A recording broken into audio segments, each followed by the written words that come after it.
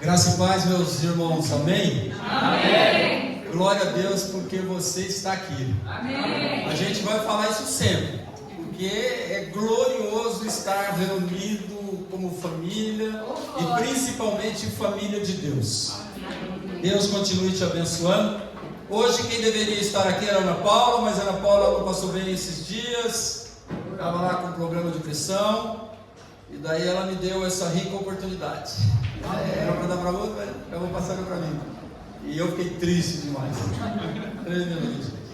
Pastor Luiz não está aqui, ele está trabalhando, ele está fazendo um serviço com o pastor Alex, por isso ele não está aqui nessa noite. Mas nós estamos, nós louvamos, nós nos entregamos. Aleluia. E graças a Deus nós estamos leves hoje, bem leves. Aleluia. Eu disse para minha mulher que hoje eu ia surpreendê-la, então vamos lá. Nós estamos na série Aprendendo com os Profetas. Parece que essa série é um pouco mais difícil, porque a gente não tem muita... A gente normalmente lê pouco os profetas e muito menos os profetas menores. Antes disso, parabéns, irmã Marina. Deus abençoe poderosamente, te dê saúde, realize seus sonhos. Parabéns, Rose do Guido. Deus te abençoe, te dê saúde, te dê graça, ouça suas orações. E também hoje é aniversário do Wallace, ele não está aqui, mas vai que de repente ele entra lá no YouTube, né? Que a gente dê os parabéns para ele. Glória a Deus pela vida de cada um de vocês. Hoje, o título é A Voz da Sentença. A sentença, ela pode ser ruim, mas também pode ser boa, né? Tem sentenças que a gente, vamos lá, tem a pessoa que recebe a sentença de presa. Você cometeu um crime e vai preso. Mas no meio do povo de Deus a gente também pode ministrar sentenças de bem, de bênção. Então, como Deus, Ele nunca dá uma semente só, tem duas sempre, pelo menos tem duas. Estamos na terceira mensagem da nossa série, Aprendendo com os Profetas. Não tem nada na Bíblia, nada que é por acaso. E se você lê algo do Velho Testamento e conhece um pouco do Novo, você consegue se localizar lendo o Velho dentro do Novo. É difícil porque a gente precisa estudar bastante para ir alcançando isso, mas tem algumas curiosidades aqui. Nessa terceira mensagem nós vamos falar do profeta Obadias. Obadias pode ser masculino ou feminino. Eu conheci uma irmã que era Obadias, e eu estou falando de um homem aqui, de um profeta. Então, Obadias você pode usar tanto para o masculino quanto o feminino. O nome Obadias significa servo de Deus. Então, a gente está cheio de Obadias aqui. Somos todos servos de Deus.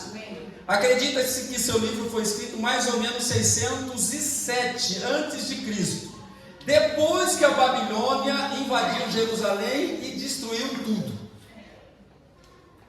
O objetivo de hoje é despertar os irmãos para o fato de que nossas futuras gerações serão afetadas pelas nossas decisões tomadas hoje. Pode parecer que a sua decisão só afete você, não. Tanto a decisão positiva quanto a negativa vai afetar você e vai afetar mais alguém. E ela pode ir muito longe dependendo da decisão. Então a gente precisa tomar muito cuidado com as decisões que nós tomamos hoje, porque pode afetar muita gente, e de repente vai afetar gente que você nem vai ter a oportunidade de ver. Êxodo 20, a parte B do versículo 5. Por isso que a decisão afeta muita gente. Porque eu, o Senhor teu Deus, sou Deus zeloso, que visito a maldade dos pais nos filhos até a terceira e quarta geração daqueles que me aborrecem. Então assim, cuidado com a sua decisão. Qualquer decisão que você tomar fora das 4 linhas da Bíblia, ela é chamada de desobediência e diz que aborrece a Deus. E daí Deus diz: olha, eu vou visitar. Você me aborreceu? Eu vou visitar a sua descendência. A saída é aceitar Jesus e você quebra as maldições. Amém. Mas a gente vê que cada dia é mais difícil pessoas aceitarem Jesus. E tem muitas pessoas que se dizem cristãs, que são de fachada, que são religiosos, frequentadores, flutuantes dentro de uma igreja. Essas pessoas já estão aborrecendo o Senhor, já estão semeando para suas gerações futuras e não estão semeando bênção. Mas glória a Deus que os Obadias deste lugar estamos lutando juntos para não aborrecer o Senhor. Amém. Então assim, cuidado, tome muito cuidado. O livro de Obadias é o menor, esse é fácil de ler, tá? É o menor livro do Antigo Testamento. Então, assim, se você falar que não tem tempo para ler Obadias, você está aborrecendo a Deus. Você está criando problema para a sua geração futura. Em sua maior parte, carrega uma mensagem de juízo e condenação contra um povo chamado de Edom. Uma curiosidade desse povo chamado de Edom: Edom significa vermelho. Esse termo é utilizado na Bíblia para se referir a Esaú. Esaú é irmão de Jacó. Jacó, depois que lutou com o anjo, sabe aquela música? Ele lutou com o anjo, brigou com o anjo. Tem aquele pessoal do Reteté? Ah, tem isso aí? O Jacó, ele brigou, lutou com o anjo, e depois do vale de Jabó que ele estava lá, o Senhor mudou o nome dele de Jacó para Israel. Então, Edom significa vermelho. Esse termo é utilizado na Bíblia para se referir a Esaú. Esaú, então, representa Edom, uma nação. E ele era parente de Jacó. Então, são 2 nações: Edom e Jerusalém, que é de Israel. Daqui a pouco você vai entender melhor. Se refere a Esaú, ao território de Edom e aos habitantes desse território. Basicamente, existem 3 explicações principais sobre a aplicação do significado do nome Edom. O primeiro, e mais aceito pelos estudiosos, diz que o termo Edom foi aplicado a Esaú e aos seus descendentes em conexão com o guisado pelo qual ele trocou o seu direito de primogenitura. O guisado que Jacó preparou para ele tinha uma coloração avermelhada. Vocês lembram que Esaú saiu primeiro, eram gêmeos, né? Esaú e Jacó gêmeos, eles brigaram lá na barriga da mamãe, e Esaú saiu primeiro, mas Jacó saiu grudado no calcanhar de Esaú. Então, desde o ventre já tinha uma encrenca entre os irmãos. E depois ainda rolou essa parada, que Esaú era meio assim, ele não era muito Obadia, servo de Deus, né? Ele era mais relaxadão, mais flutuante com a fé dele, mas ele era o primogênito. O direito dele, ele tinha o direito, por ser mais velho, de todas as bênçãos do pai dele e das heranças. Não é só eu te abençoo, meu filho, não. Aquela casa, aquele carro, né? Aquele jumento, aquele camelo, ele tinha o direito de tudo isso. Mas ele vendeu por um prato de lentilhas, guisado, que tem essa coloração vermelha. Por isso, diz aí, nesse caso, no primeiro ponto, diz que seria por esse o motivo, Edom vermelho. Então, o segundo, Esaú, também era ruivo. Ele era peludo e ruivo, né? Não, ele era ruivo, no caso desse aqui. E o uso do termo Edom pode estar relacionado a essa característica física dele. O ruivo, para quem não fala ruivo, fala vermelho, né? Está mais para o vermelho do que para outra cor. A terceira e a última hipótese pode ser o termo Edom, está relacionado às características geográficas daquela região. Ali há muitos rochedos e montanhas de arenito vermelho.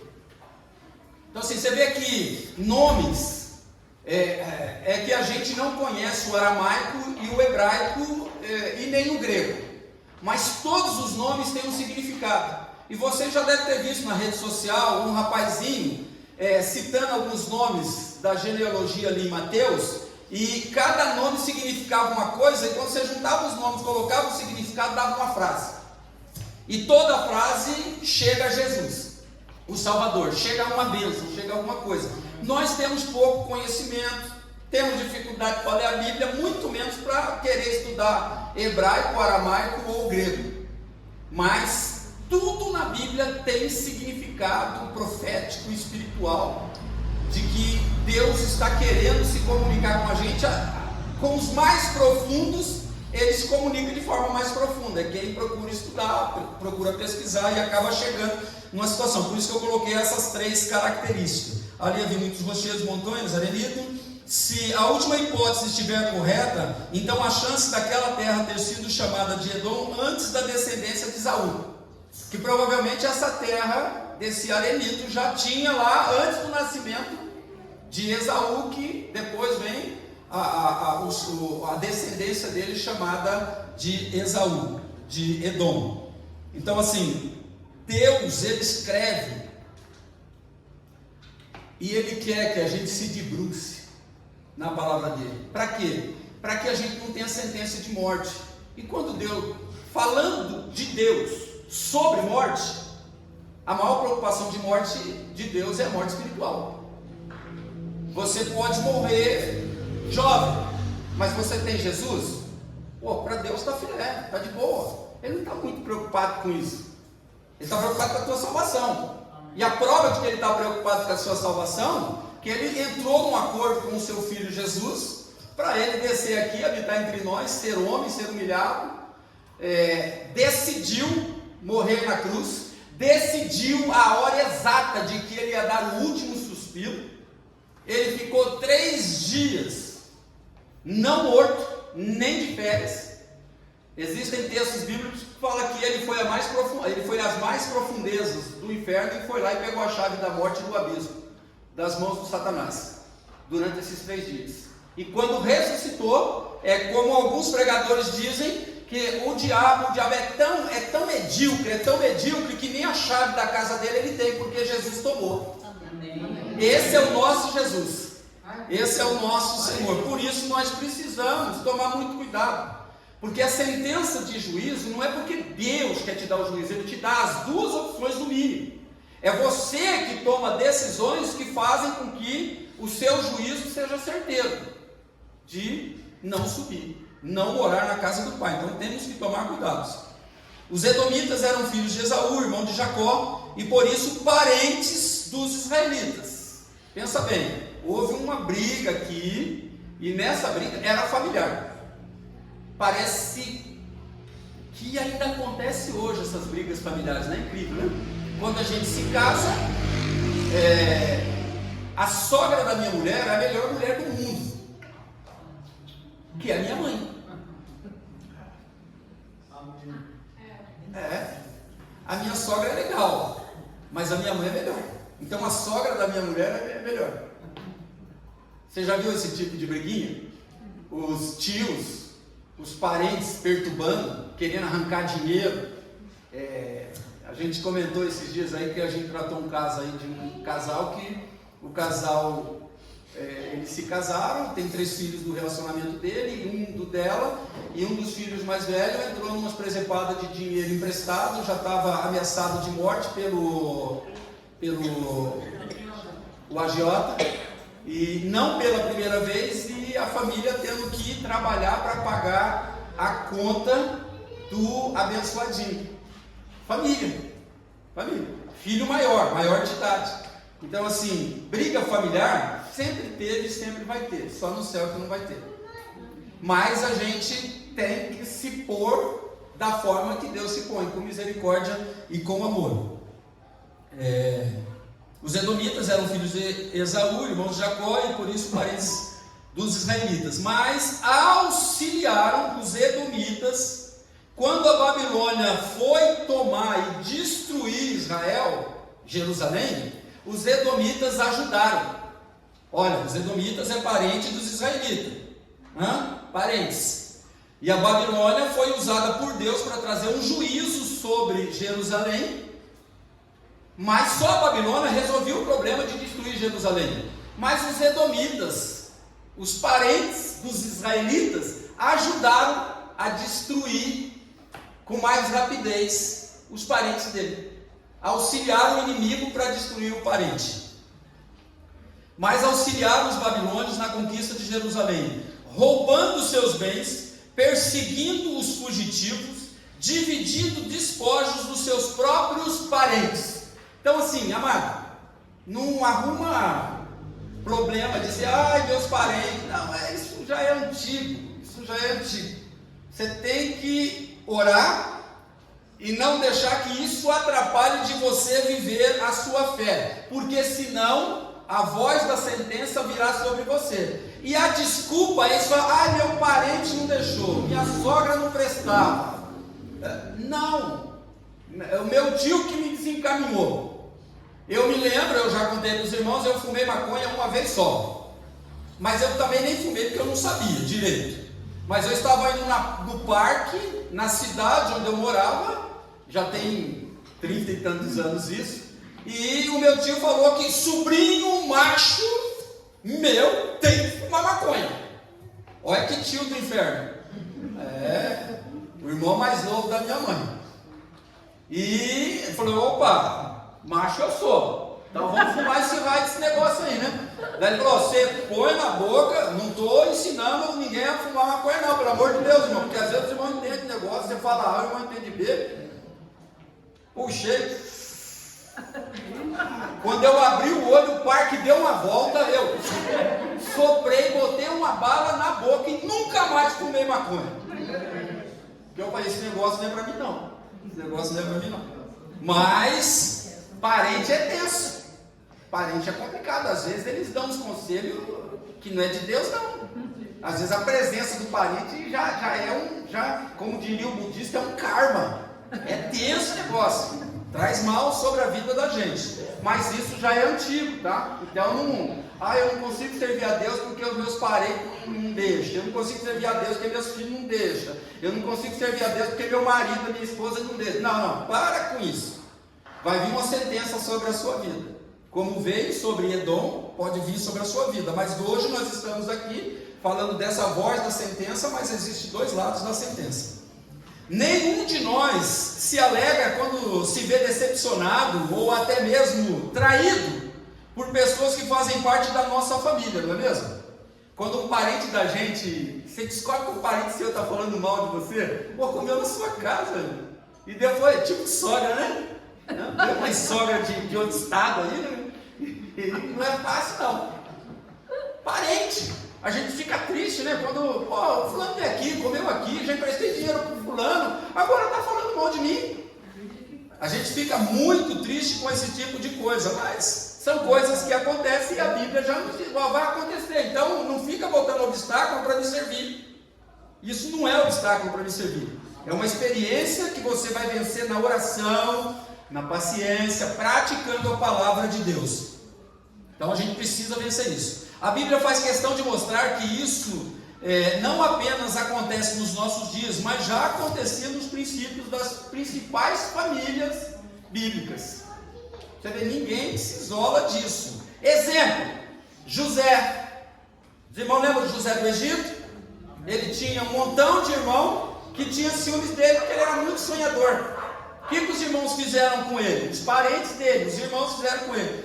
Traíram e venderam ele. E quase mataram, porque jogaram ele num poço, né? Outro caso, os irmãos de Davi. Quando Davi foi brigar lá com o gigante, os irmãos dele subestimaram ele, porque ele era ruivinho, pequenininho, ele não aparentava ser um guerreiro como os seus outros irmãos eram. Então subestimaram e zombaram dele. Parente. Então às vezes o parente vai olhar e vai falar, não dá nada desse negócio aí não. Ixi, fulano já carrega uma carga negativa e ela está na cara do fulano que é coisa ruim. Você não precisa aceitar essa sentença do diabo. Amém. Você repreende ela em nome de Jesus e vence. Então você vê, 2 casos que a história fala: José sofreu, Davi, o rei segundo o coração de Deus, o maior e melhor rei que Israel já teve, eles passaram por problemas familiares. A questão é sabermos o que fazer. A questão é coisa do Teles, né? O Teles sempre ele fala assim, a questão é, tem um outro termo que ele usa, né? A pergunta é, no caso aqui, é a pergunta de 1 bilhão.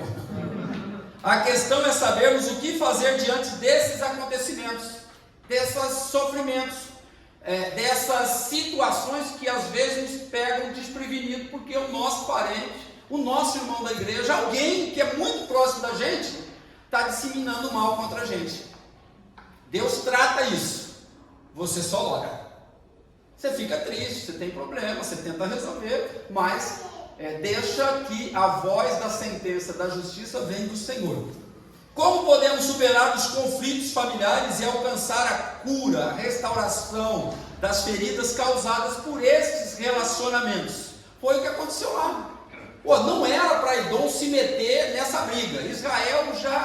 Jerusalém já tinha recebido a sentença de Deus porque estava em desobediência. Babilônia ia vencer, ia destruir, estava tudo tranquilo.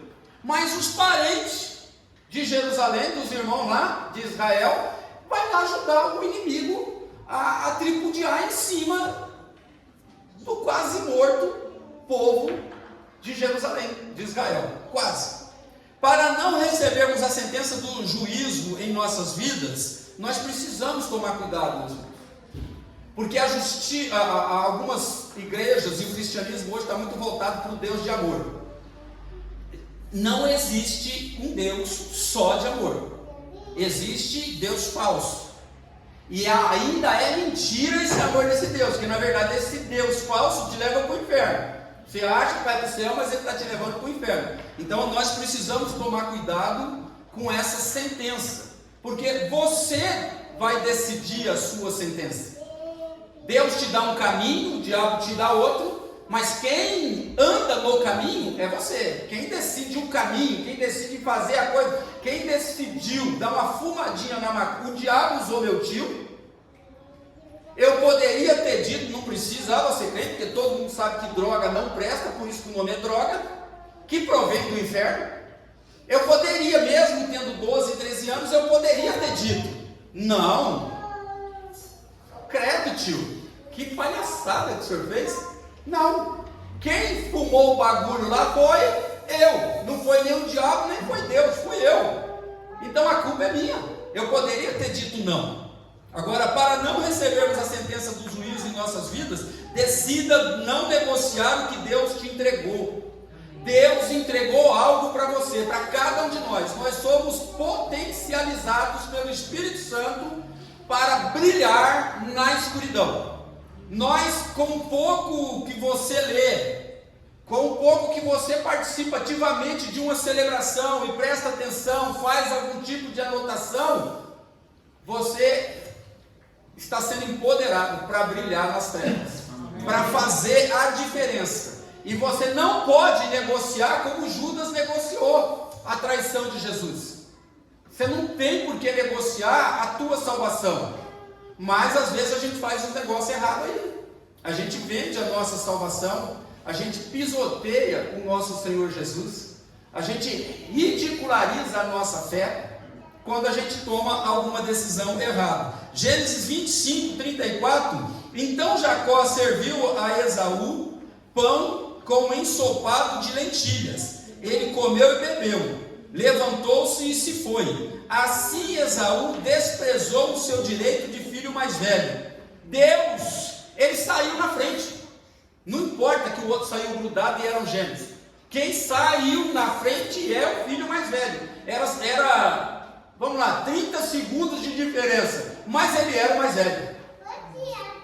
Só que ele vendeu por um prato de miojo, gente. Era mais ou menos um negócio desse. O cara perdeu a bênção. Olha que ser medíocre. Ele tinha o direito de ser o abençoado pelo seu pai. As posses do pai seriam dele. O irmão dele seria tipo um escravo dele, dependeria dele. Mas ele, num momento maluco lá, não sei se ele estava embriagado ou tinha fumado maconha, não sei, ele vendeu. E o irmão, que não era nem um bobo, o tal de Jacó, né, que era usurpador, malandrão, espertão, até aqui, falou: eu sei que meu irmão é um cabeça de bagre, eu sei que ele não valoriza o pai, nem as coisas do pai, nem as leis do nosso Deus. Vou entrar no esquema com ele, porque vira e mexe, ele está passando fome esse cara. E negociou com ele, com o auxílio da mamãe. E o cara, ele negociou a bênção de Deus. E olha o resultado aqui. A gente está falando lá em Gênesis. E nós estamos falando aqui em Obadias, quase no Novo Testamento. 1400, mais ou menos, aí 1400 anos depois. De 1000 a 1400 anos depois. Olha a situação. O cara, ele armou a casinha dele, a maldição lá atrás, bem lá atrás. E estava tendo resultado até agora. É triste. Então tome cuidado com as suas decisões. Não pense que Deus está dormindo. Muito menos o diabo. Nenhum dos dois dorme. Um está acordado para te abençoar e outro está acordado para te amaldiçoar, para jogar uma sentença de morte eterna sobre a sua vida.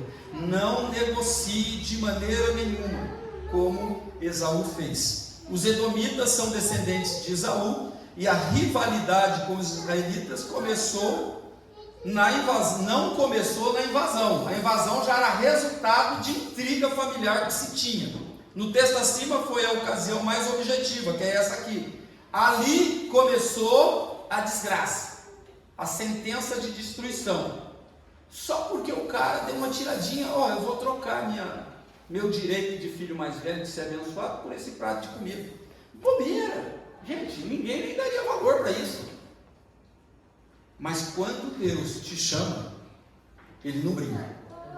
E quando o diabo luta para te pegar, ele também não brinca, porque você é precioso para Deus, mas você também é precioso para o inimigo, porque o inferno vazio, eu acho que não teria graça. Tem que ter gente lá, e o diabo está trabalhando o tempo todo para te levar para lá, se você vacilar e negociar o que Deus tem dado para você, como Deus tem cuidado de você. Esaú não tinha ideia, um pouquinho antes, desculpa. No texto acima foi a ocasião mais objetiva do início de um conflito que até então era familiar, mas as duas pessoas, Esaú e Israel, Jacó, eles viraram nações. Então a briga de dois irmãos virou a briga de dois povos. Ficou grande o negócio. Tudo porque não honrou aquilo que Deus deu. Então honre a sua vida, honre a sua pureza, honre os seus irmãos na fé, honre os seus familiares, trabalhe em nome de Jesus, faça as coisas certas em nome de Jesus, porque a sua geração pode pagar um preço muito alto por uma decisão que você tomou e de repente você achou que ia bobeira. Cuidado, preste atenção.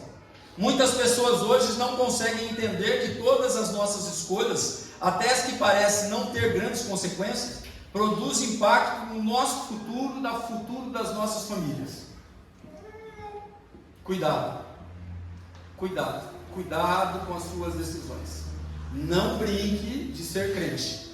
Deus está escrevendo no seu livro da sua vida toda a sua história. Então não despreze o que Deus fez por você. Cada vez que você despreza algo de Deus, você está desprezando Jesus. Você está desprezando a morte de Jesus. E isso vai deixar triste Deus. Aleluia. E Deus vai ter que aplicar uma sentença para isso, porque Ele te deu duas opções e você escolheu a errada. Não abra mão dos direitos e valores que Deus te entregou, a fim de satisfazer necessidades momentâneas e passageiras. Cuidado, muito cuidado. Nosso futuro e o futuro das nossas gerações são afetados pelas nossas escolhas, pelas nossas decisões de hoje. Então, decida não negociar tudo que Deus tem te dado. Você está vivo, você está aqui, independente do que você passou nesse dia, porque você é um vencedor. Porque Deus trabalhou e pelejou pela sua vitória. Para não receber a sentença do juízo em nossas vidas, o segundo, precisamos nos libertar dos sentimentos destrutivos. Ultimamente a gente tem ouvido tanto adolescente querendo se matar, o viaduto Jardim Paulista, o viaduto não sei da onde, morreu não sei quem tentou suicídio, não sei quem tentou de novo, não sei quem. Gente, o diabo está alinhadinho com o mundo. E se a gente vacilar, se a gente não se libertar em Cristo dos pensamentos da escuridão, das trevas, a gente pode cair nessa. Mais cedo ou mais tarde o diabo vai te perturbar, ao ponto de fazer com que você até pense que morrer é melhor do que estar vivo. Isso se você já não pensou sobre isso. Tome cuidado. O diabo ele está lançando a semente do suicídio, da morte na sua vida. E você, como agente de Deus, você precisa observar isso em volta de você, no meio da sua parentela. Por quê? Porque você, a Bíblia diz que você é agente de vida, de paz, de esperança, de bênção, não de morte nem de maldição. Isso é obra do diabo. Então você precisa estar sempre preparado. Você não pode negociar o que Deus te deu, e você precisa libertar a sua mente, porque a Bíblia diz que Cristo já te libertou. Você precisa viver isso. Israel viveu humilhação e vergonha quando foram invadidos pela Babilônia. Eles já sofreram ali. Porém, uma das grandes dores sofrida foi expressa pelas palavras de Obadias quando se viram traídos pelos seus próprios parentes. E olha o texto, Obadias 1, 12 a 14. Olha só, Deus falando para Edom: você não devia ter olhado com satisfação o dia da desgraça do seu irmão, Jerusalém, Israel, nem ter se alegrado com a destruição do povo de Judá. Não deveria ter falado com arrogância no dia da sua aflição. Não deveria ter entrado pelas portas do meu povo no dia da sua calamidade. Nem deveria ter ficado alegre com o sofrimento dele no dia da sua ruína. Nem ter roubado as riquezas dele no dia da sua desgraça. Não devia ter esperado nas encruzilhadas para matar os que conseguiam escapar. Nem ter entregue os sobreviventes no dia da sua aflição. Olha, que parente desgraçado, gente. O povo já estava numa situação, não tinha jeito, já estava escrito, já estava certo, já estava ferrado. Aí os parentes vêm e dá um chute no bêbado, dá um chute no cara que está quase morto. E Deus viu, porque independente de qualquer situação, Israel, desde o início, é a nação escolhida de Deus. É hoje a nação escolhida de Deus. Mesmo com toda a rebeldia, isso nos leva a entender, irmão, que nós de vez em quando somos rebeldes. Desde a nossa conversão, quantas coisas de errado a gente fez? Desde a nossa conversão, quantas vezes a gente vendeu Jesus? Mas se marcar hoje, você vendeu Jesus? Você mentiu, você omitiu? Você falou mal? Você disseminou alguma coisa que não é agradável? Você de repente com um problema muito sério, você, puxa, Deus parece que não me ouve. A gente precisa libertar a nossa mente. Existe uma briga dentro da nossa mente, e o diabo precisa ser vencido. O diabo trabalha na sua mente, e Deus trabalha na sua mente. Quem você vai ouvir? Liberte os sentimentos de destruição que assolam na sua mente de vez em quando aí. E aquele parente que você acha que não tem saída porque você está olhando com os olhos naturais. Deus é o Deus do impossível. Deus olhou, olha, Deus lançou a sentença contra Jerusalém, foi destruída, mas continuava sendo de Deus. Então a misericórdia de Deus é algo maravilhoso sobre a minha e a sua vida. diante das feridas causadas por decepções e traições no âmbito familiar, devemos apresentar nossas dores a Deus, não é nas redes sociais, a Deus, pois Ele tem o remédio certo para produzir cura em nossas feridas internas. Amém. Os médicos dão remédio, principalmente para as dores internas nossas. De vez em quando, o remédio principal é o tal do calmante, né? É o Rivotril, como que é? É Rivotril, né? É isso aí, né? Esse é bom, é tarja preta, eu acho, né? Isso aí, você tá muito estressado, tá com um negócio esquisito por dentro, toma um Rivotril que você apaga rapidinho, né? Se você tomar 2 ou 3, daí a casa complica. Mas nós devemos apresentar as nossas dores ao Senhor. Não estou dizendo que você não tem que tomar remédio, pelo amor de Deus. Você está com problema aí, não recebeu a cura, está comprovado pela medicina, toma remédio e continua orando.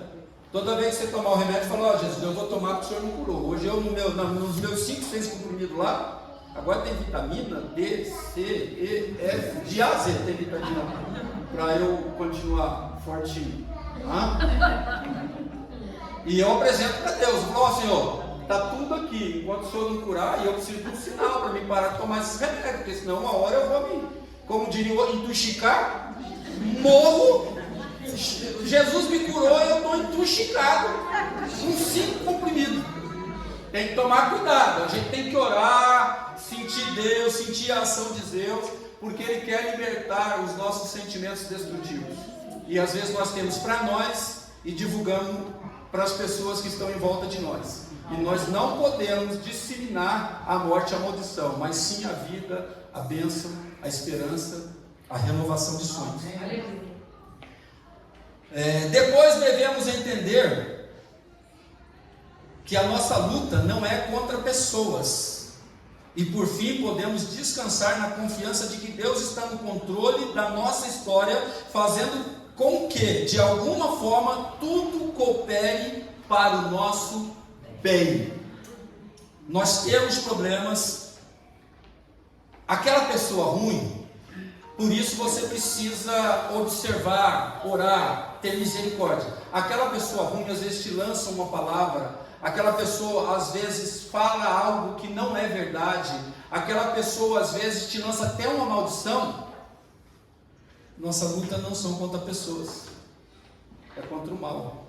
Efésios 6,12: pois a nossa luta não é contra pessoas, mas contra os poderes e autoridades, contra os dominadores deste mundo de trevas, contra as forças espirituais do mal nas regiões celestiais. Essas pessoas que disseminam o mal, ou quando você dissemina o mal, você é uma pessoa que está influenciada por esses poderes, essas potestades, traduzindo uma língua mais simples, por esses demônios. Então, quando alguém estiver te oprimindo demais, não é aquela pessoa, é o que está nela. É por isso que a gente tem que ter misericórdia das pessoas, porque uma pessoa oprimida, uma pessoa endemoniada, uma pessoa que não libertou a sua mente em Cristo Jesus, ela é automaticamente um agente do inferno.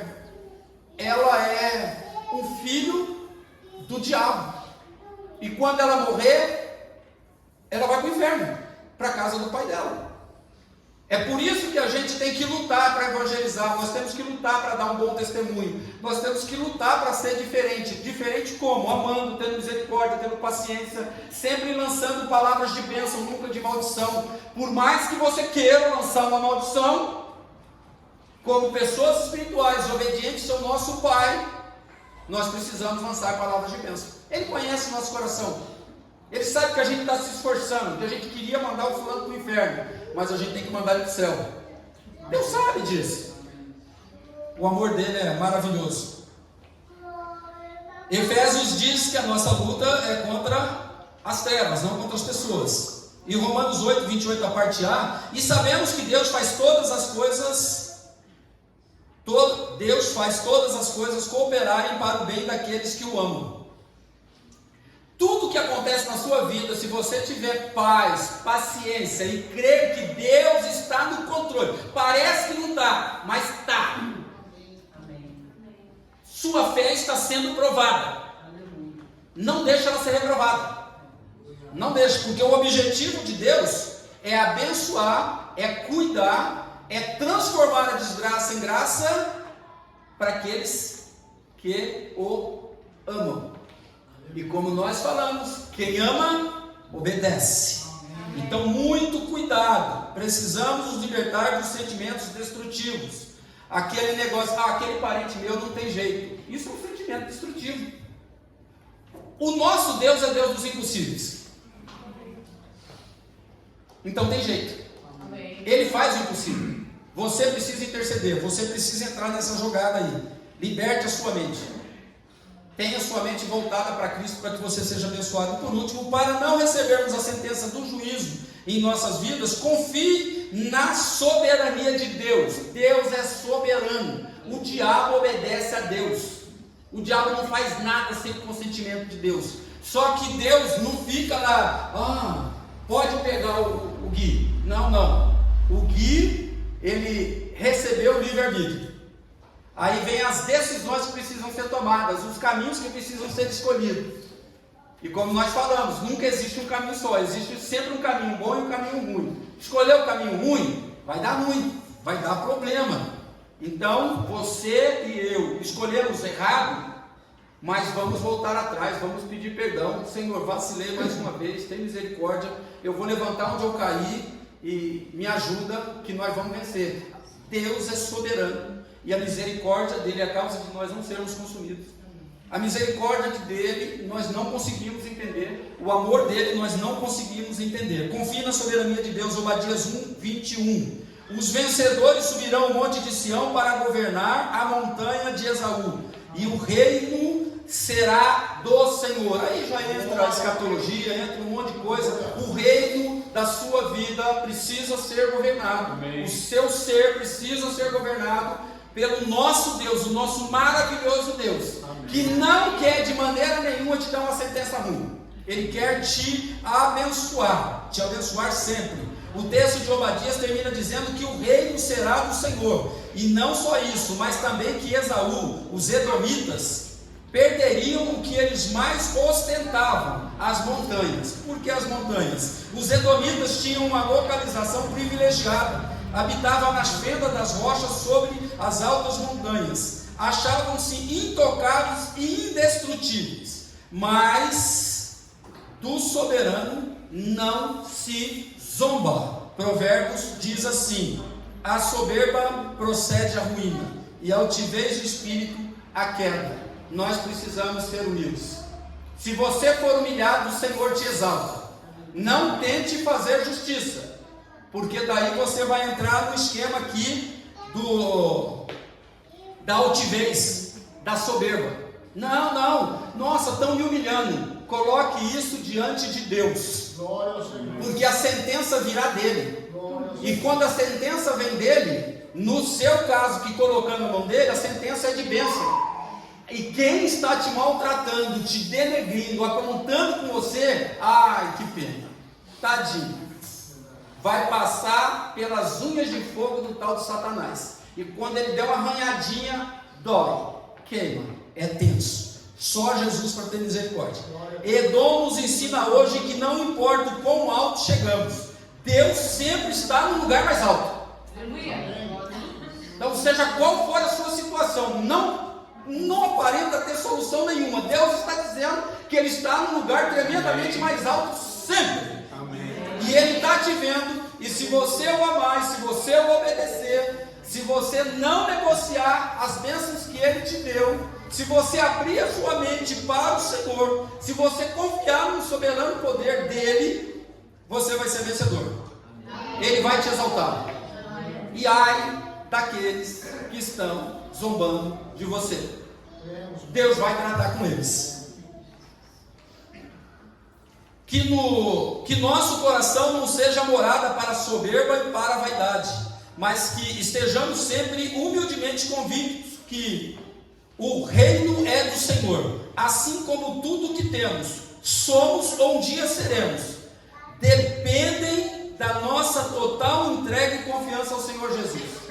Se você se entregar ao Senhor Jesus, Tudo, em qualquer tempo, em qualquer situação, o Senhor está no controle e no comando, com uma voz única, dizendo: eu te abençoo, eu te abençoo. Essa é a voz de Deus para mim e para você. Por isso, confie mais no Senhor. Não confie na força dos seus braços, na sua inteligência, nos seus certificados. Não deixa que isso eu resolvo. Vai dar ruim, vai dar problema. O inimigo é mais forte do que você.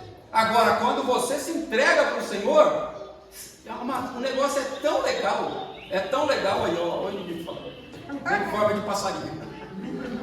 O negócio é tão legal, que você nem precisa brigar, você nem precisa guerrear, você só precisa falar: Senhor, eu estou nas tuas mãos, eu não tenho saída, está ruim para mim, Quem tripudiar com a tua vida vai receber a sentença de Deus.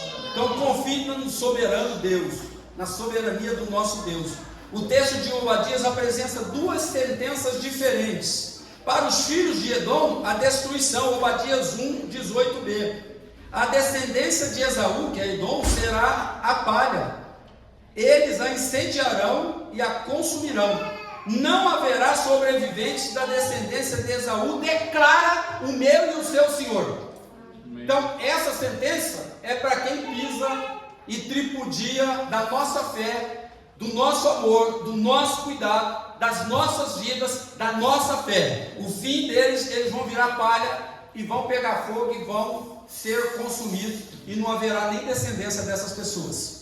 Agora, para os filhos de Jacó, Jerusalém que sofreu, de Judá que sofreu a restauração. Obadias 1, 17 e 18, a parte A.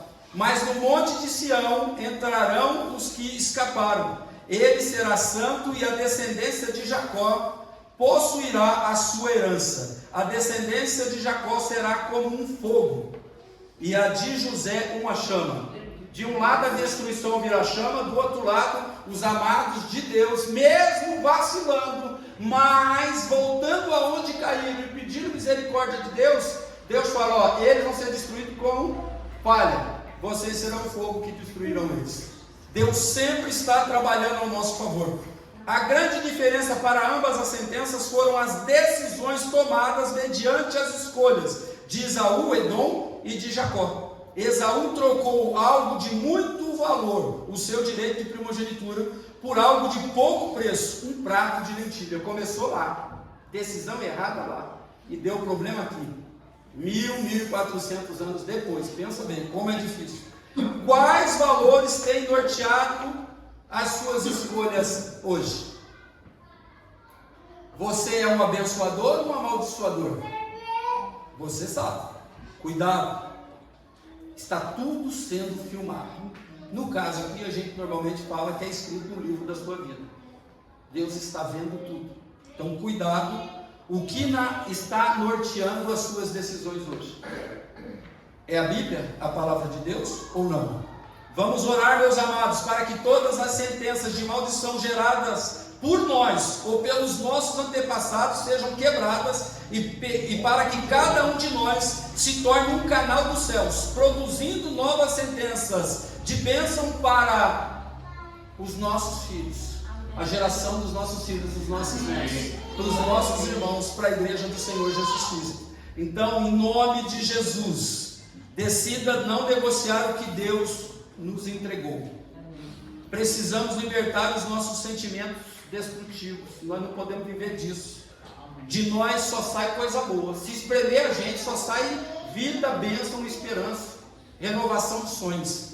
Confie na soberania do Deus que nos reuniu hoje aqui, e Ele te trouxe aqui hoje para que você olhe para o alto, como o Domênico disse numa das suas mensagens.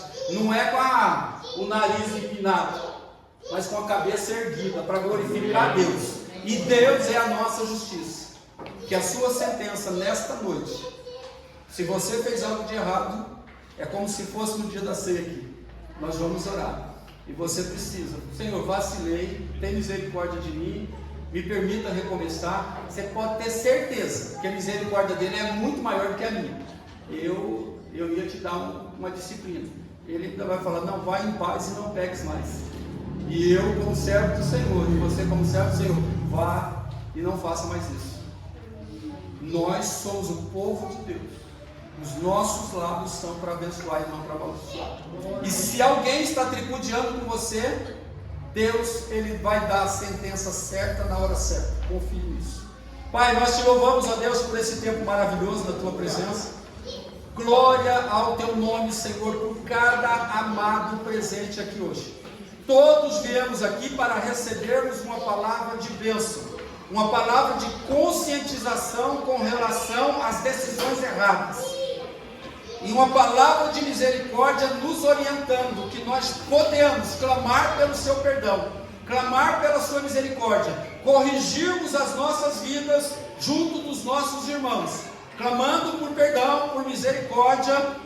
Nós vamos todos compreender, ó Deus, porque nós vacilamos, nós erramos, mas a tua misericórdia é algo extraordinário, Deus. E o Senhor nos trouxe aqui para nos corrigir e nos colocar no caminho certo, que é o caminho da bênção da vida, da prosperidade, da alegria, do sucesso e das bênçãos sobre as nossas futuras gerações, ó Deus. Em nome de Jesus, conscientiza cada um aqui, Deus, de que precisamos obedecer a Tua palavra se verdadeiramente confessamos que o Senhor é o nosso Deus e Pai, que a Tua palavra é verdadeira, pura, maravilhosa e transforma cada um de nós. Só assim nós seremos tremendamente abençoados, e os nossos inimigos, se não se sujeitarem ao Senhor, o fim deles será muito triste, ó Deus, conforme diz a Tua palavra. Em nome de Jesus, nós abençoamos cada um dos amados que estão aqui. Deus abençoe, meus amados, muito obrigado. É muito bom estar com você nessa quinta-feira.